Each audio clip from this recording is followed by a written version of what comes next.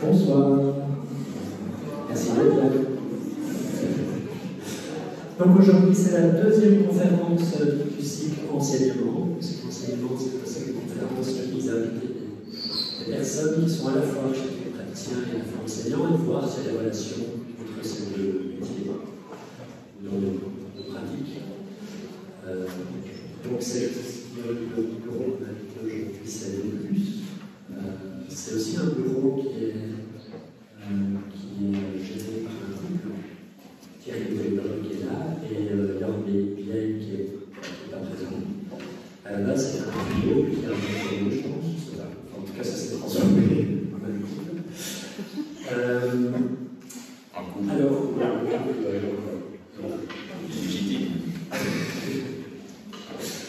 alors c'est sans doute le couple qui est le plus éloigné de nous, puisque Thierry enseigne à Bruxelles la faculté d'architecture de l'ULB, et Jorn il enseigne à Liège, à l'ULG. Alors V+, c'est l'abréviation de vers plus de bien-être. Et donc il s'agit de produire du plus, et je vais vous lire un petit passage de la présentation de son site internet. Plus de vie, plus de passion, plus d'attention, plus de joie, plus de questions, plus de chair, plus d'intensité, plus d'affirmation, plus de fantaisie, plus de folie, plus de bouillonnement, plus de mouvement, plus de résistance, plus d'instinct, plus de désir, plus de caractère, plus de volonté, plus d'exigence, plus d'enthousiasme, plus d'éclat, plus de fraîcheur, plus d'épanouissement, plus de vivacité, plus de conviction, plus de liberté, plus de générosité, plus d'amour, plus d'audace, plus de hardiesse, plus de sensibilité, plus de jeu, plus d'engouement, plus de désir, plus de fascination et plus d'inspiration. Donc un plaidoyer pour la générosité, et on espère que ça transparaîtra dans l'enseignement de Thierry.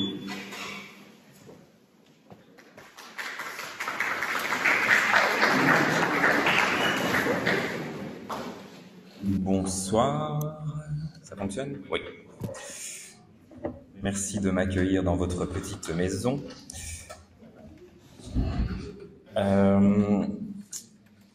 Donc j'ai donné un titre à cette conférence. Et attendez. Ah, voilà, ça fonctionne. Et donc elle sera organisée en 3 temps. Vous avez sous les yeux, qui s'appelle... on m'a demandé de parler de mon rapport à l'enseignement, entre notre pratique, disons, et ma pratique pédagogique. Et donc ces 3 temps seront fuir son école, enseigner dans son école et, pour finir, construire son école.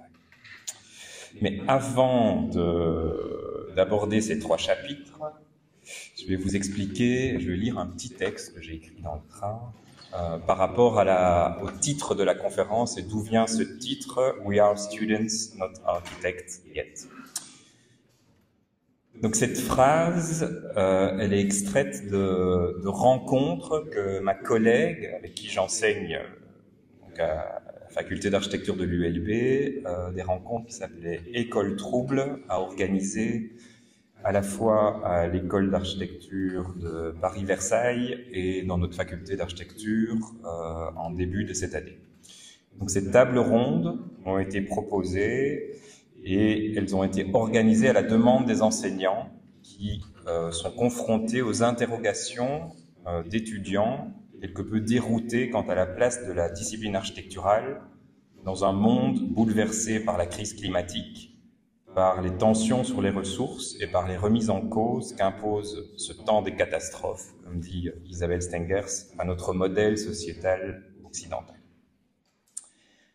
Ce malaise n'est pas que celui des étudiants, mais c'est aussi le mien et celui, disons, des praticiens concernés, des praticiens qui, la moitié de la semaine, bâtissent dans un monde dont ils ne peuvent ignorer les contradictions et qui, l'autre moitié, enseignent dans la perspective d'un monde qui tarde à advenir et dont les contours sont encore flous. Donc « We are students, not architects yet » pourrait donc être la phrase qui établit une sorte de frontière entre la pratique, engluée dans des manières de faire quelque peu décriées, et un enseignement à réorienter vers des enjeux qu'auront à éprouver, pour le meilleur et pour le pire, vous, la génération des étudiants inquiets. Nous sommes étudiants, nous ne sommes pas encore architectes. Nous sommes étudiants, nous voulons garder nos distances avec un système à bout de souffle. Nous sommes étudiants, nous ne voulons pas de cette pratique qui, au pire, intensifie un système discutable et au mieux y agit avec trop de précautions. Nous sommes étudiants, nous ne voulons pas que vous nous fabriquiez à votre image, celle d'architecte et d'architecture d'un autre temps. Mais tout n'est pas si simple. Ce n'est pas si simple parce que la phrase que les étudiants ont souvent au bout de la langue n'est pas « nous sommes étudiants, pas encore architectes », mais « ne nous appelez pas étudiants, nous voulons être architectes, et maintenant ?» Ce serait une demande légitime si la motivation était l'urgence et l'impatience de l'action. C'est hélas souvent un appel à la professionnalisation des études dans la perspective d'un emploi garanti dans le cadre d'un travail considéré comme immuable. L'interprétation que je souhaite donner au slogan « Nous sommes étudiants, pas encore architectes » est autre. C'est celle de cette posture d'étudiant à revendiquer car elle est une position de force. Celle de cette distance maintenue vis-à-vis de la pratique, qui n'est pas une indifférence mais une position d'aiguillon. Celle de ce statut où l'on peut s'abandonner au plaisir de la recherche sans en attendre un retour intéressé. Celle de ceux qui peuvent se permettre de dire « je n'en sais rien » en assumant la naïveté de ceux qui ne sont pas encore censés savoir. Je voudrais donc défendre cette posture de l'architecte qui reste étudiant. Car si l'architecture mérite d'être sauvée, la figure de l'architecte telle qu'on la connaît, moins. Et si je dois choisir entre être un étudiant plein de doutes ou un architecte sachant et héroïque, je choisis de rester étudiant. C'était ma petite introduction. Ça, c'est donc les extraits duquel j'ai tiré cette phrase, qui étaient des phrases qui ont été composées par les étudiants lors de cette discussion entre étudiants, praticiens, théoriciens sur ces nouvelles conditions dans lesquelles on doit exercer notre métier. Donc là, au bout, vous aviez cette petite phrase qui traînait. Et donc, mon propos en 3 temps, et je vais essayer de ne pas suivre mon texte. Mais donc le premier temps, fruire son école. Donc j'ai été comme vous étudiant dans une période qui s'appelait les années 90. Et il faut juste se reporter à cette époque où dans l'école dans laquelle j'ai appris, à savoir l'Institut Victor Horta, une école fameuse, les architectes qui nous enseignaient, c'était essentiellement des hommes qui avaient été marqués, disons, par une sorte de carrière, un début de carrière très prometteur, donc une époque florissante de l'architecture moderniste, et qui a été interrompue un peu brutalement par la crise économique des années 70 qui s'est prolongée pour les architectes jusqu'à la fin des années 80. Donc c'est des personnes qui étaient un peu perturbées dans leur position d'architecte, dont les convictions rationalistes, universalistes, pleines de promesses d'émancipation avaient été légèrement ébranlées par les troublions postmodernes, disons. Elle avait aussi été un peu ébranlée par les troublions environnementalistes, mais bon, ils étaient trop occupés à se battre entre anciens et modernes pour accorder de l'importance aux questions environnementales à cette époque. Et donc, là, je reviens sur cette image, c'était l'environnement de mes professeurs. Et bon, vous connaissez pas, c'est des images trop vieilles, mais je vais vous les décrire. Donc, c'était partagé entre, dans les années 80-90, la corruption des marchés publics organisée par, là, ces 2 figures des bourgmestres de Bruxelles de l'époque, Paul van den Boenans, que vous avez peut-être connu, Michel Demaret, VDB, connu pour avoir été enlevé avec sa pipe au milieu des années 90, et son successeur, Michel Demaret, ex-sorteur de boîte de nuit et travailleur au service des pensions. Et donc ça, c'était un peu les gens qui organisaient le marché public, disons. Donc ils étaient pris entre ce cadre de la pratique pas évident, et de l'autre côté, les luttes urbaines qui ont, disons, quelque peu effrité la figure de l'architecte, en tout cas à Bruxelles, à cette époque-là. Donc disons que leur discours vis-à-vis de nous, étudiants, était teinté d'un léger désappointement. Et j'avoue que je leur en ai voulu assez longtemps de nous offrir que cette sorte de nostalgie de figure d'architecte moderniste qui allait changer le monde à grands coups de béton, disons, sans m'avoir éveillé à d'autres formes de pratiques, d'autres formes d'attention, peut-être plus minoritaires ou plus complexes, peut-être moins héroïques, et qui peut-être auraient pu, à cette époque-là, me nourrir d'un autre rapport, disons, au monde. Un monde dont je ne doute pas qu'il savait qu'il était déjà menacé, hein, parce que c'est pas des nouvelles récentes. Un monde dont il savait qu'il était déjà violent dans ses rapports au travail, et un monde dont il voyait déjà que le rapport concurrentiel entre les étudiants était déjà très fort.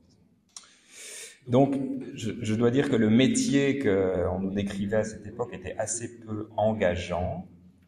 Je voulais donc pas être architecte. Moi, je voulais rester étudiant, mais parce que je me sentais pas encore architecte, hein, assez formé. Mais bon, ils n'ont pas eu le courage de me garder à l'école, alors ils m'ont jeté dans le monde trop tôt. Et quelque part, heureusement, parce que le monde que j'ai découvert après ces années d'études n'était pas du tout celui qui s'était construit dans leur imaginaire un peu nostalgique des 30 Glorieuses, mais c'était un monde beaucoup plus stimulant que ce que j'ai pu connaître dans leur description.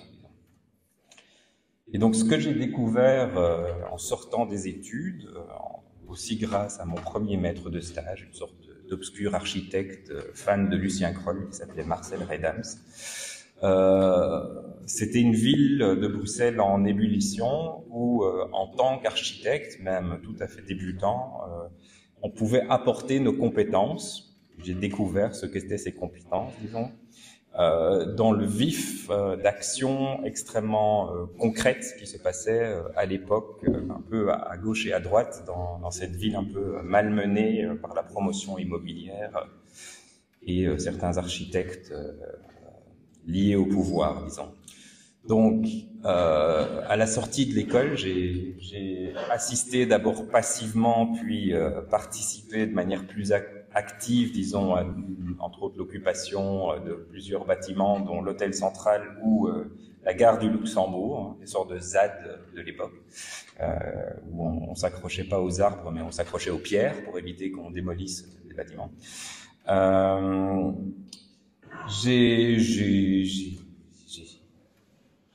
On a fait des interventions en espace public,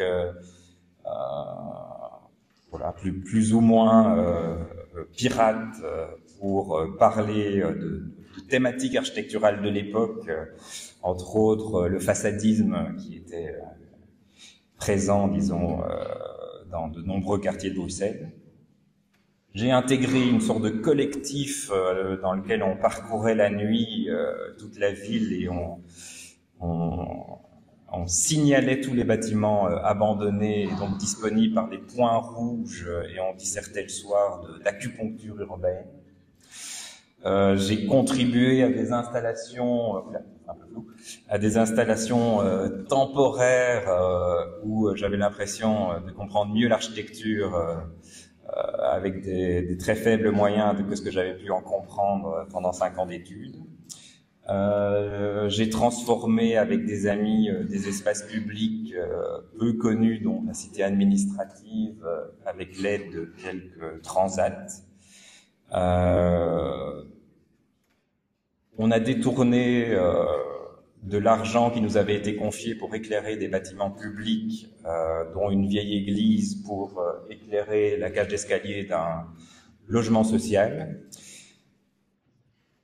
On a organisé panel de discussion où avec divers acteurs, on redessinait des morceaux de ville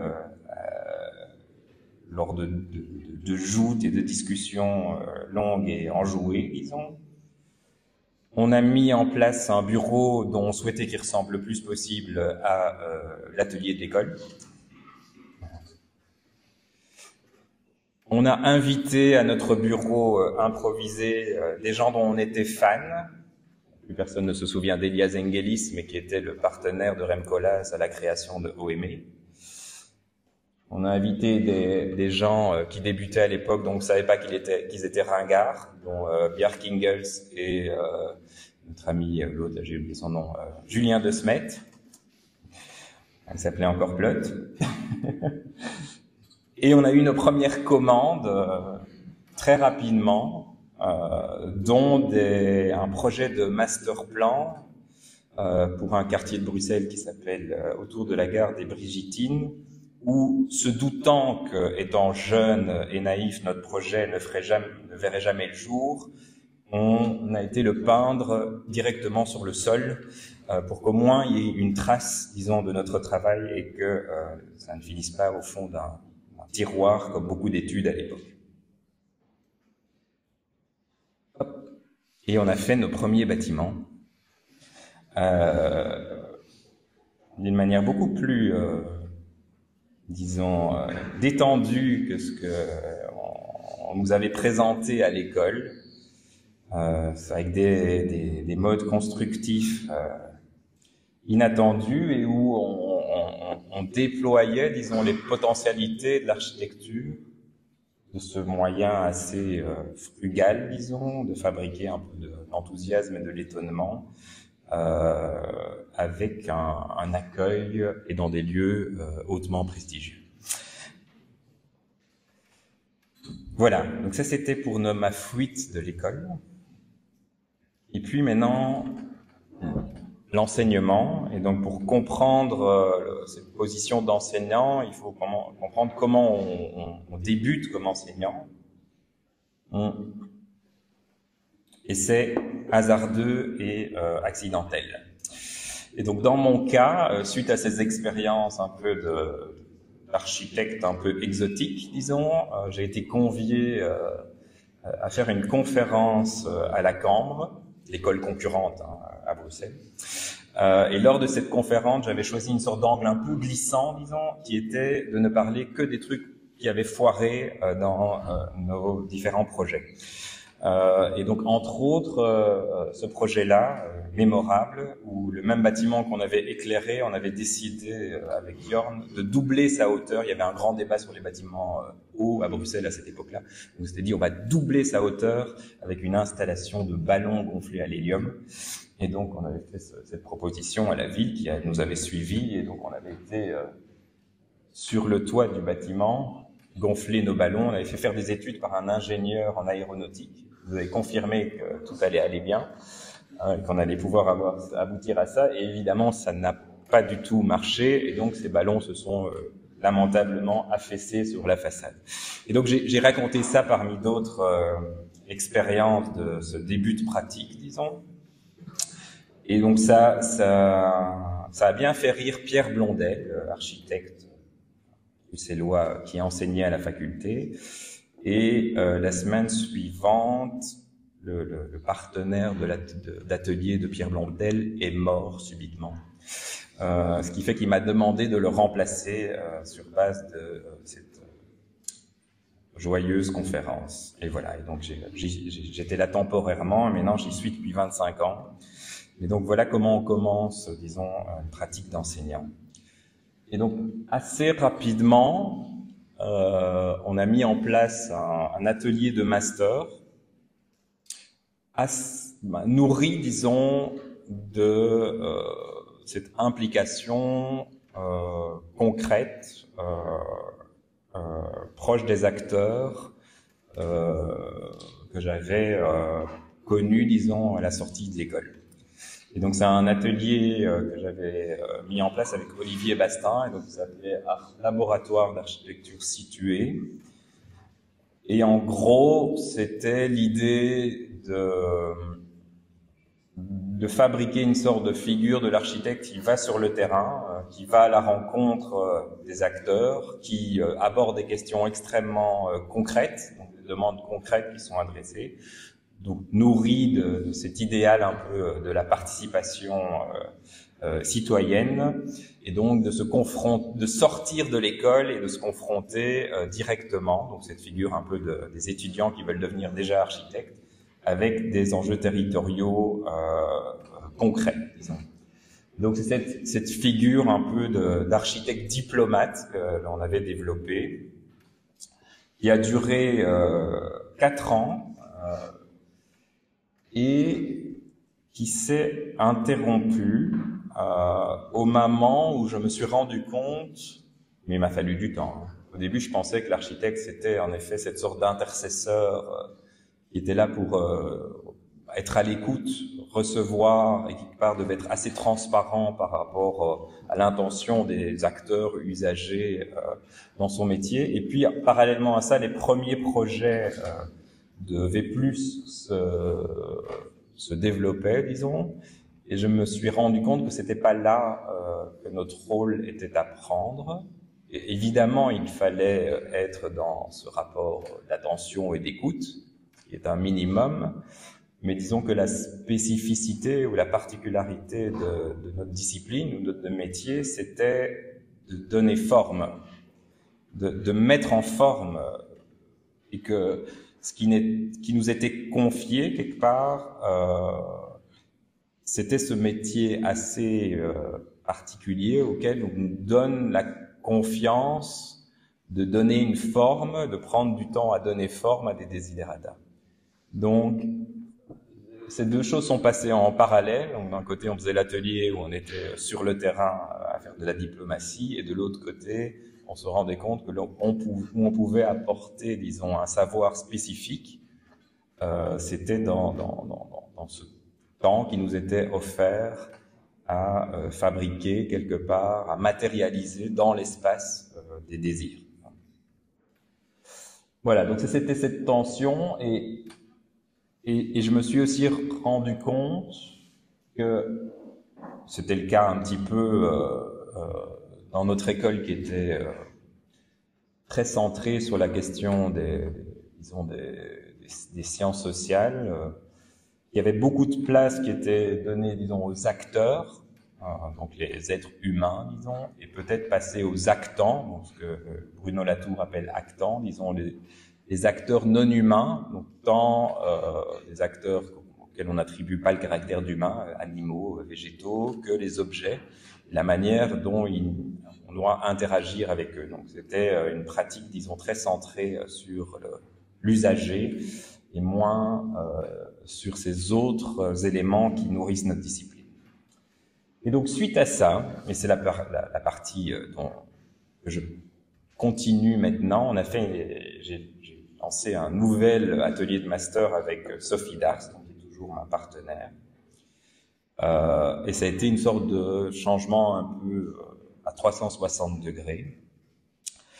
Un atelier qui a donc connu deux mamans, bon, deux noms, mais je vais pas revenir là-dessus. Donc le premier était Unité de production, et actuellement on s'appelle Club des usagers du matériel architectural, CUMA. Et le revirement a été de faire presque le contre-pied, à savoir de faire un atelier qui soit une sorte de retour à la discipline architecturale. Donc quitter un moment l'ouverture au monde et une sorte de figure un peu, on pourrait dire, plus politique, et se replier sur l'école, peut-être c'est là où on rejoint la thématique du jour, disons, se replier volontairement dans le cadre spécifique de l'école, profiter ou tirer parti de ce moment particulier où on est à l'école, pas mimer le monde, disons, et donc s'engager quelque part dans une confrontation plus directe avec la question disciplinaire, et qui se transformera petit à petit, vous le verrez, j'en parlerai. Et donc on a choisi donc de rester cloîtré dans l'école, de ne pas sortir, de n'utiliser que le matériel qui était dans l'enceinte de l'école et entre autres de la bibliothèque, d'inviter les acteurs quand on nous invitait dans notre atelier à voir, puis aller vers eux, et d'aborder, comme vous le voyez dans la liste ici, donc des sujets extrêmement, en effet, disciplinaires. Donc, cercle, école, normes supernormales, angle, façade et sport amateur. Donc, soit des figures spatiales, soit des programmes, donc quelque chose qui était de l'ordre plus disciplinaire. Et donc, dans cet atelier, je dirais qu'il y a trois prises de position pédagogiques, au-delà des sujets disciplinaires, auxquels on tient toujours, qui est donc d'accorder une place plus grande, je dirais même, à l'école, aux actants qu'aux acteurs. Donc ne pas mimer des rapports aux acteurs que l'on sait pas dans l'agenda scolaire, mais donc accorder du temps aux actants. Et donc, actant, entre autres, c'est la question des artefacts, de sorte de plaisir à fabriquer des représentations, prendre du temps à les représenter, de célébrer quelque part ce loisir qui nous est offert, de passer du temps à faire des maquettes en carton, couler du faux béton, faire des dessins, un truc tout à fait particulier d'une discipline, et qu'aucun autre acteur, disons, n'a la patience, le temps ou ne donne de l'intérêt, n'accorde de l'intérêt, disons, à cette production, disons, matérielle faite de petits bouts de carton. Donc, c'était de donner de la valeur à ça. Et donc, on a développé beaucoup cette notion de production d'objets qui puissent fabriquer de la fierté en retour, donc de l'attachement, et donc de la fierté d'un savoir-faire disciplinaire. Voilà, bon, je vous montre quelques exemples. Donc, chaque année, on essaye de faire une autre technique, des photos, de la mousse, du papier, voilà. Donc des objets de qualité, disons, et un savoir presque artisanal. Ça, c'est la dernière année où on a fait des maquettes. On voulait qu'elles soient argentées. Et voilà, des exemples. Dans les objets et les artefacts produits, il y a aussi la notion de publication, de garder trace. Donc chaque chose que vous voyez là, c'est extrait des publications que l'on essaye de faire chaque année, disons, de l'atelier. Le deuxième proposition pédagogique, je dirais, donc s'intéresser à ces actants, quoi, à ces objets matériels. Le deuxième, c'était de considérer l'atelier comme un laboratoire, mais disons laboratoire, c'était plutôt d'essayer de titiller cette notion de auteur solitaire, que l'on connaît beaucoup dans les écoles d'architecture, à savoir tout le monde fait son projet plus ou moins individuellement et les projets sont mis un peu en comparaison, disons, pour des raisons vieillottes d'évaluation. Et donc l'atelier met en parallèle tous les projets, les met en perspective et il faut que l'ensemble des projets fasse un propos commun, disons. Et donc ça se matérialise dans ces constructions de maquettes où les propositions sont obligées de s'additionner pour former un tout, et des expositions collectives, disons, où la question de la scénographie, la mise en scène des projets ensemble, et la construction d'un propos, donc tout le monde étudie un sujet théorique et développe différentes perspectives, et donc il n'y a pas de mise en concurrence des sujets, mais plus une sorte de nourriture par différents points de vue, disons, de la thématique. Voilà. Ça, c'est une des dernières années. Et l'autre proposition, disons, pédagogique, c'est cette notion de recherche plus que d'inspiration. Et donc, par recherche, c'est comment rentrer, disons, dans le projet. Donc, classiquement, on y rentre en faisant une sorte d'analyse sommaire du contexte, un peu généraliste, et on essaye d'avoir l'inspiration qui colle avec cette analyse. Le travail qu'on demande à nos étudiants est un travail, disons, de recherche. Et par recherche, c'est de trouver une forme de recherche spécifique aux architectes, qui ne soit pas une recherche type universitaire, historique, scientifique. Mais donc, on a mis en place une forme de recherche iconographique, donc de réussir sur le sujet à trouver, disons, une iconographie et la mettre en espace pour fabriquer un propos, disons, théorique ou d'analyse sur le sujet que l'on propose. Et donc, on a appelé ça des atlas, et donc les étudiants, pour rentrer dans leur projet, fabriquent ces atlas, qui sont donc ces assemblages d'iconographie dont au début, on leur demande de ne les trouver que dans le cadre de la bibliothèque. Et sur ces atlas et ces mises en espace d'images, ils développent, disons, leurs propos de recherche théorique sur le sujet. Et donc, cette figure, disons, de la recherche, plus que l'inspiration, me semble importante pour tuer cette question de l'inspiration, hein, comme si l'architecture dépendait, disons, d'un élan créatif génial dont certains seraient dotés et d'autres moins. Non, ça dépend d'un travail d'implication un peu méthodique et un peu laborieux, de curiosité, de mise en connexion d'éléments qui sont déjà en présence. Et donc, il n'y a rien d'évanescent ou de mystérieux dans le processus de fabrication d'une proposition de projet. Ce n'est qu'une sorte d'agencement dont il faut avoir les techniques, disons, et avoir confiance dans le fait de ce processus, disons, de recherche, plutôt que de rester attablé devant sa page blanche, disons. Voilà, donc ça c'est, disons, ce revirement et ce à quoi je suis attaché au niveau pédagogique. Donc c'est de donner une sorte d'espace spécifique à l'école, qui n'est pas celui de la pratique, qui n'essaye pas de mimer celui de la pratique, de garder cette distance. Et la question, comme je le disais, c'est plutôt de comment est-ce qu'on peut maintenir ces préoccupations-là, la recherche, le travail de laboratoire collectif, l'attention aux artefacts dans notre discipline, c'est pas l'inverse. Et donc, il y a eu un petit ouverture au monde, disons, de ce travail pédagogique que l'on a effectué depuis 4-5 ans et qu'on a appelé, donc on a gardé notre intitulé de truc, mais on a fait un sous-titre à tous nos projets qui était « Is it too late for sustainable development ?» Est-ce qu'il est trop tard pour le développement durable?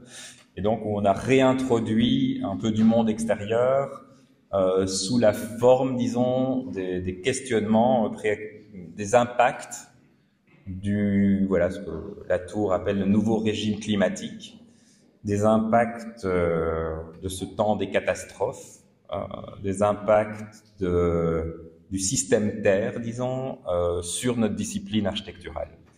Et de voir comment, en effet, cette discipline était modifiée ou devait se modifier dans ses formes, dans ses préoccupations techniques, dans ses préoccupations théoriques, avant que, si on ne voulait pas que la Terre décide, disons, de se passer de nous, ce qui est en train de se passer un petit peu. Donc on n'a pas modifié nos dispositifs pédagogiques, mais on a modifié, disons, les thématiques. Donc on travaille toujours sur les mêmes 3 dispositifs pédagogiques, mais disons les thématiques se sont rapprochées de questions, disons, plutôt plus environnementales, et donc de se réouvrir un peu au monde extérieur. Donc on a fait des villas productives, des villas hospitalières. Et alors depuis 2 ans, on suit l'actualité, qui est toujours très nourrissante. On a fait inondation à Vesdre. Et cette année-ci, on a fait trop chaud, soleil. Donc c'était le soleil. On a traité la question du soleil. Ça, c'est l'expo suite au premier quadrimestre, qui est le quadrimestre de recherche. Donc c'est l'aboutissement de la recherche. Là, les étudiants sont en train de faire leur projet à partir de leur recherche. Donc même dispositif, production, disons, d'artefacts de qualité en collectif, soit l'objet, disons, de recherche théorique à partir d'Atlas. Cette fois-ci, la thématique était donc reflets et maquette argentée. Et je vais juste vous lire, rapido, les petits qu'on appelle briefs, disons, que les étudiants ont fait sur les différents axes de recherche. Donc, on ne donne que le mot. On dit cette année-ci, on va travailler sur le soleil. C'est parti. Et puis, à partir de ça, les étudiants, en nous amenant, disons, du matériel iconographique, on les accompagne et on construit, disons, le nombre de thématiques. Généralement, on essaye d'en avoir une quinzaine autour de cet énoncé sommaire. On ne dit rien d'autre que soleil. Voilà, donc je vous lis ici un groupe d'étudiants qui a travaillé sur la ville aérobique et donc le rapport entre soleil et air. Donc le rayonnement solaire inégal à la surface de la Terre crée des boucles de convection et de puissants événements physiques entre les masses d'air. Depuis le début du XIXe siècle, la puissance mécanique qu'offre l'air chauffé se déplaçant vers le haut a conduit à une série d'expériences de cheminées solaires et de tours de vortex. Ces inventions ont été considérées comme une alternative potentielle aux méthodes de production d'énergie existantes. Généralement produite en dehors des villes, l'énergie est un concept abstrait dont l'impact physique est difficile à appréhender. Sachant que ces centrales aérothermiques occuperaient une surface considérable, peut-on imaginer de diviser les besoins énergétiques en une série d'interventions urbaines qui pourraient changer notre rapport à l'énergie. Des centaines de brevets ont offert des variations diverses en proposant différentes typologies et méthodes de collationnement solaire pour tirer parti de leur impact spatiaux et de leur potentiel énergétique. Puiser dans cette source éclectique de formes et d'idées pourrait nous permettre d'esquisser le retour d'un paysage productif de cheminées sans fumée. Une ville aérobie qui respire grâce au soleil. Voilà, donc ça c'est l'aboutissement, disons, du premier quadrille avec les pistes de projet, et puis au second quadrille, la mise en forme, disons, à partir de ça, d'une proposition. Et donc vous voyez, c'est les mêmes dispositifs, mais tout à coup les thématiques se réorientent sur ce rôle d'architecte qui se transforme légèrement et dont vous allez voir peut-être l'impact dans un projet que je vais vous montrer du bureau. Un autre groupe, bon, je ne vais pas tout vous lire, mais donc ça c'était sur la question du spectre solaire et l'impact donc des ondes sur les corps. Voilà le travail iconographique, les fameuses ondes gamma qui transforment Hulk, mais qui existent réellement. Et là, ce groupe-là, son sujet de recherche, c'est la question du verre et la manière dont le verre, dont la Belgique est une grande industrie verrière, arrive à être une interface entre espace, disons, et spectre solaire. Et un dernier plus rigolo, des étudiants qui sont intéressés aux architectes un peu farfelus, qui ont estimé que les bâtiments devaient suivre la courbe du soleil et donc tourner sur eux-mêmes. Et donc il y a toute une tradition depuis Néron, visiblement, ça on découvre avec eux, on ne savait pas, de bâtiments qui suivent la courbe du soleil pour des raisons symboliques et maintenant pour des raisons énergétiques. Donc, ils ont trouvé des références rigolotes de bâtiments tous plus farfelus les uns que les autres, qui suivent la courbe du soleil. La maison Tournesol, et puis des bâtiments plus connus comme la Villa Girasol. Voilà, ça c'est ce qu'on fait à l'école.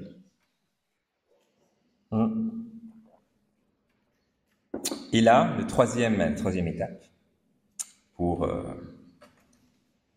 la boucle, donc fuir l'école, enseigner dans son école, et là, en décembre, on a appris qu'on allait construire notre école, puisqu'on a gagné un concours d'architecture qui consiste à réhabiliter un bâtiment sur le campus du Solbosch, donc de l'ULB à Bruxelles, pour accueillir tous les ateliers de notre faculté, soit, je ne sais plus, ça varie tous les jours, mais là on est 800 en première année, autour de 1500 étudiants.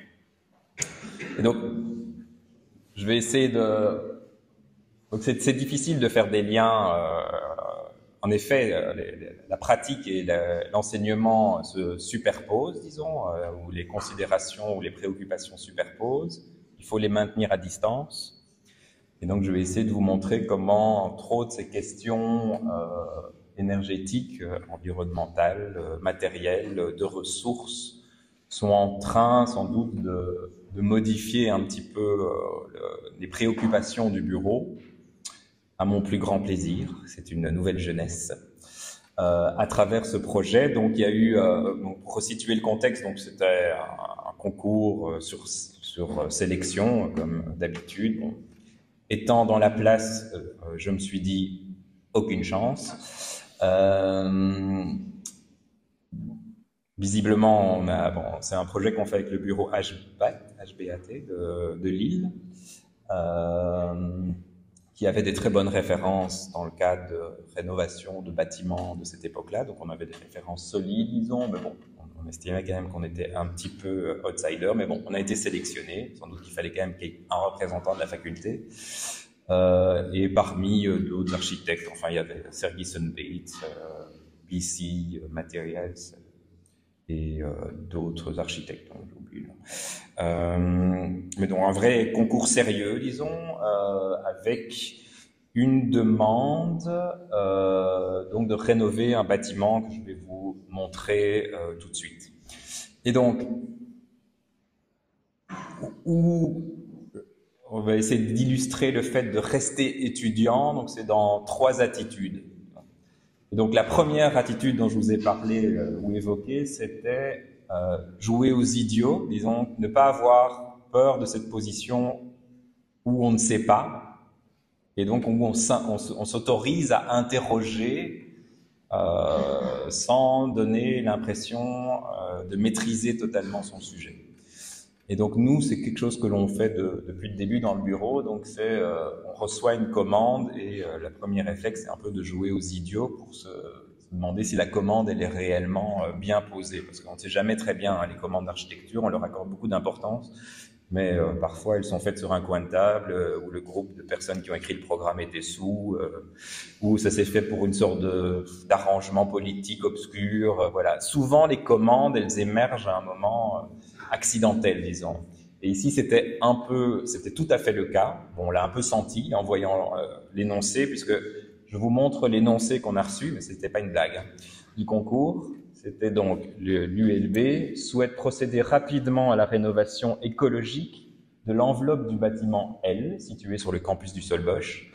L'ULB a pour cela remis une candidature pour obtenir des subsides dans le cadre du plan de relance. Afin d'obtenir ce subside, le projet doit impérativement générer une économie d'énergie primaire d'au moins 30% et respecter le planning très strict. Le bâtiment restera occupé par l'école polytechnique durant cette rénovation. Et alors, ça c'est le truc que j'adore. En outre, l'ULB poursuit également le projet de donner une nouvelle infrastructure à la faculté d'architecture dans ce même bâtiment N. Donc, on était là, waouh, génial, on a été pris pour le concours de la nouvelle faculté d'architecture, mais le programme, c'était, en outre, peut-être, à la fin, il y aura peut-être une faculté d'architecture. Et donc, face à ça, en effet, il faut pouvoir jouer aux idiots un petit peu, puisque la commande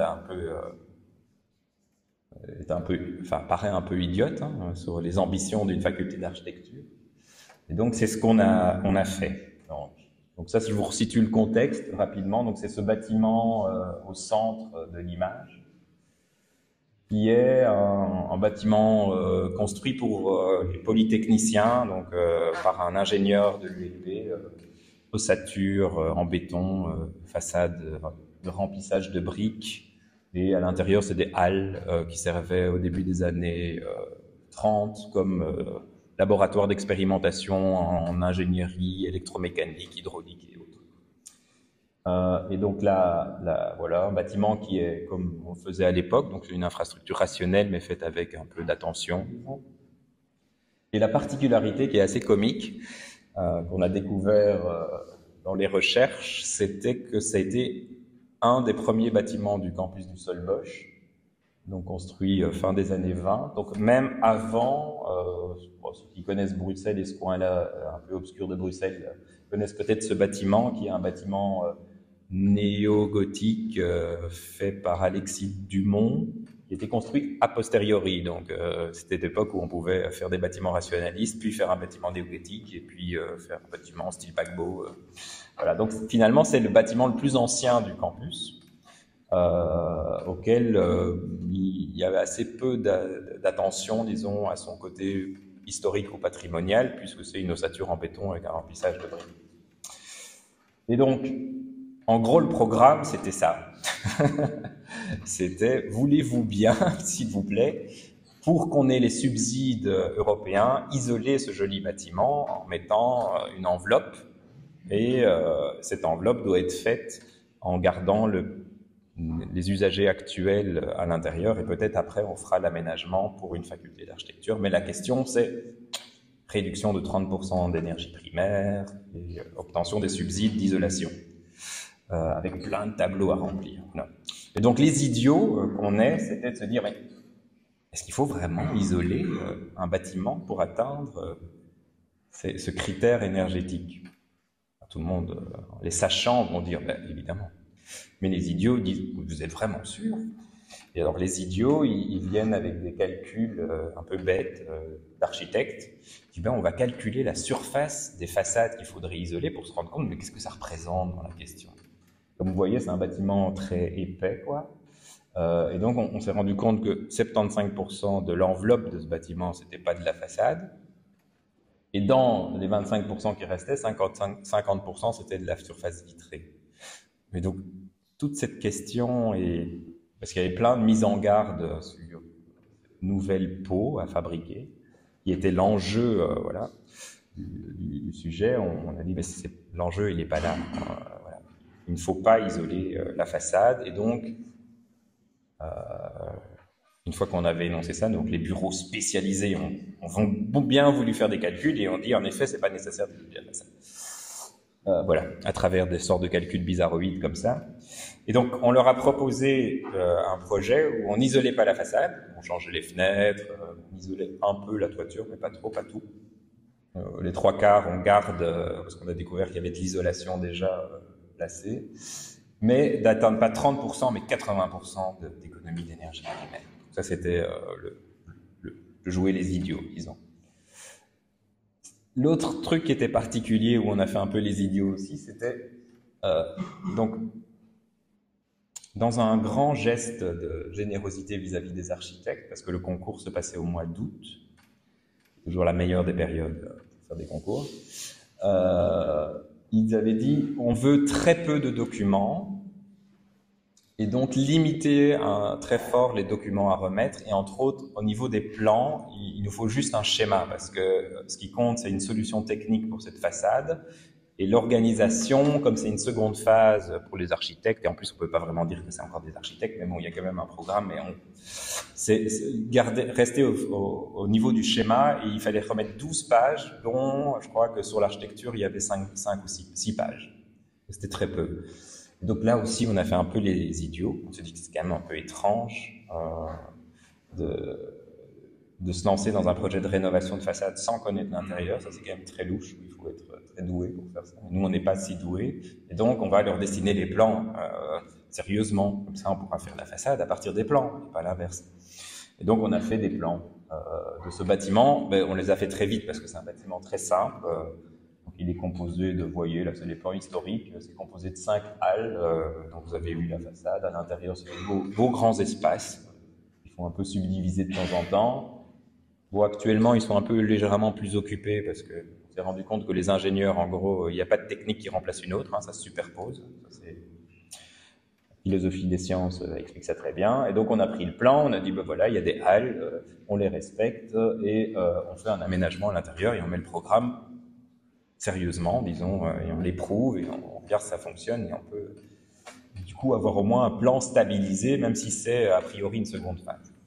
Ça aidera pour dessiner la façade. Donc ça, c'était une manière, disons, de faire les idiots. Et donc l'autre sujet, donc faire les idiots comme des étudiants, et puis faire de ce projet où quand on avait dit ben voilà, on a résolu le plan, c'est facile et on va pas isoler, ben il n'y avait pas vraiment de projet, quoi. Enfin, c'est pas très excitant comme proposition. Et donc plutôt que de s'inventer, disons, un une forme, un geste, quelque chose qui pourrait identifier, disons, un acte architectural. On s'est dit, on va construire des objets de recherche dans ce projet. C'est pas mal pour une faculté d'architecture sur un campus universitaire. Donc c'est quoi? Et donc on s'est dit, bon, on va leur proposer... Notre projet, c'est plutôt de construire des sujets de recherche. Et donc on a dit, bon, il est facile à comprendre, donc on a résolu le plan et on n'isole pas la façade et on garde la façade telle qu'elle, mais on va vous proposer six perspectives d'exemplarité qui pourraient devenir des sujets de recherche, donc je ne vais pas la faire trop longue.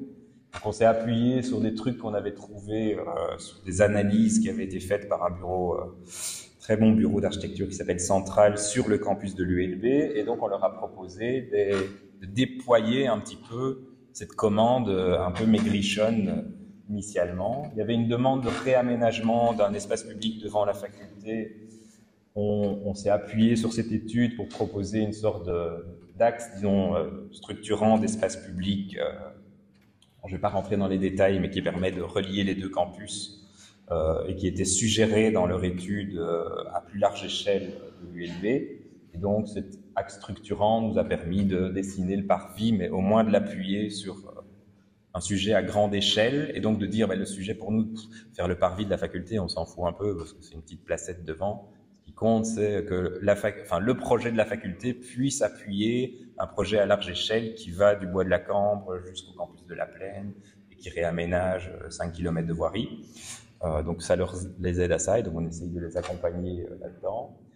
L'autre, c'est de se dire, si nous, on habille ce premier bâtiment avec une façade de bon goût, que vont faire les autres architectes qui vont devoir réhabiller les 50 autres bâtiments sur le campus? Donc il y a une sorte de responsabilité dans cette première étape, disons, de ce projet qui est le premier qu'il rénove de manière un peu conséquente.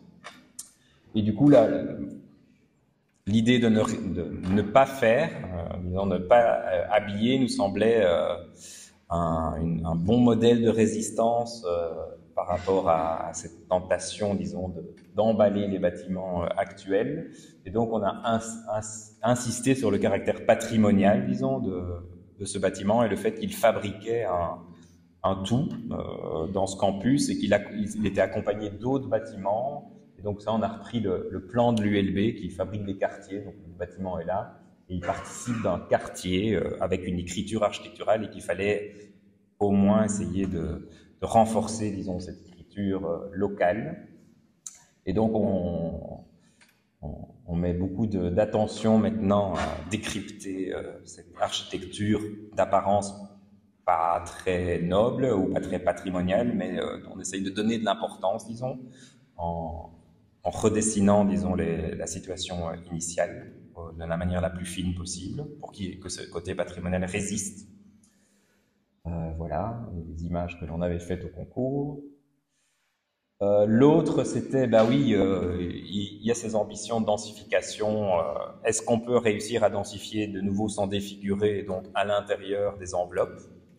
Et donc là, c'est en gros les démolitions et les planchers qu'on rajoute. Donc ils peuvent être aussi un objet de recherche sur la manière d'ajouter quelque part en second plan, disons, d'un bâtiment préexistant, avec des mesures techniques qui soient attentives au bâtiment déjà là, disons. L'autre, c'était un truc un peu plus général qu'eux avaient souhaité, qui était comment ce bâtiment appartient à l'université, et l'université traverse. Bon, ça c'est la manière dont la faculté n'est pas qu'un objet de faculté, mais qui est aussi un support et un bâtiment poreux, disons, à l'université. Et un sujet qui nous occupe pas mal maintenant, qui était, mais comment on va arriver à ces 80% de production, d'amélioration d'énergie primaire, et donc l'acte architectural, disons, le plus visible, ça a été de proposer un dispositif d'ordre technique, qui est une canopée, une toiture de production énergétique, donc 4000 m² de panneaux photovoltaïques, qui à la fois, quelque part, signe le bâtiment. On attend aussi un petit peu d'une école d'architecture, mais par rapport à un dispositif qui en même temps rend la toiture de ce bâtiment exploitable. ou des activités pédagogiques, et puisse dépasser en termes de machines productives, d'énergie, la simple faculté d'architecture. Voilà, et donc ça, on travaille pour ça là-dessus maintenant. Donc le seul geste, disons, est un geste d'ordre technique auquel on essaye de donner une figure architecturale. Voilà. Et alors le travail qu'on fait maintenant, qui est un peu plus classique aujourd'hui, c'était cette question du rapport aux matériaux. Et donc on va apprendre des matériaux. Et donc on passe pas mal de temps à arpenter le bâtiment pour essayer de voir combien de matériaux on pourrait réutiliser, mais aussi de voir comment les matériaux qu'on va rajouter, c'est une préoccupation que j'ai pour le moment, on puisse les connaître tous intimement. Voilà. Si on met un matériau dans le bâtiment, on puisse le connaître intimement en termes de mode de production, origine, travail des ouvriers et autres. Sa capacité à vivre une vie longue, son plaisir à patiner. Voilà. Donc c'est ce qu'on fait pour le moment. Et donc le troisième proposition, qui est plus celle de cet apprentissage de où mettre l'énergie en tant qu'architecte, dans la recherche, dans les artefacts, dans la remise en question des programmes. Et donc c'était ce que j'ai appelé donner une forme au moindre geste. Donc on reste responsable de la forme, dans le sens, comme je vous l'ai dit, on nous accorde ce privilège de donner forme, mais du moins j'ai l'impression, ce à quoi la question climatique et de ressources nous appelle aujourd'hui, c'est de donner forme avec le moindre geste possible. Et donc c'est ce qu'on essaye de faire aussi dans ce projet. Je vous montre un exemple qui nous a occupé les dernières semaines. Donc sur ce toit, cette machine productive, il y avait, le programme demandait des ateliers en plus, 2 ateliers d'architecture qui rentraient pas dans le bâtiment. On a essayé de leur donner des formes bizarres. Donc on s'est bagarré, comme le font les architectes, avec la question de la forme. Comment installer comment construire, avec quels matériaux, à quelle technique, avec quel langage, ce petit programme ridicule de 2 ateliers. C'est pour ça que je dis que là, on ne fait que mesurer les effets, on en parlait tout à l'heure avec Martin et Olivier, donc on ne fait que tester les effets de la forme, et il n'y en a aucune qui nous satisfaisait, entre le côté hutte bantou et les panneaux japonais. Et donc, petit à petit, on a réduit cette forme au moment où on a proposé de supprimer les ateliers et de leur trouver une place un peu dans un réaménagement du reste du plan. Donc finalement, il y avait une demande d'extension contenue dans le programme, parce que le programme n'était pas censé rentrer dans le volume. Et donc, ce travail sur la forme, c'est encore un travail sur la forme.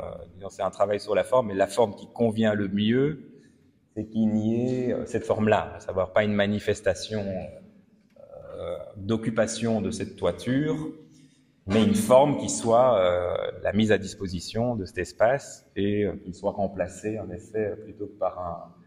Parce qu'on s'est dit, bon, il n'y a rien à faire sur ce projet, il n'y a vraiment pas de sujet d'architecture, à part restaurer la façade et changer les châssis et mettre des planchers, donc on va quand même se réserver le petit pavillon pour s'amuser un petit peu, pour montrer qu'on est des bons architectes. Et bon, et la conclusion, le cheminement nous amène à cette toiture-là, où on a donc dans les dernières semaines supprimé le dernier volume ajouté. Et la dernière objectif, disons,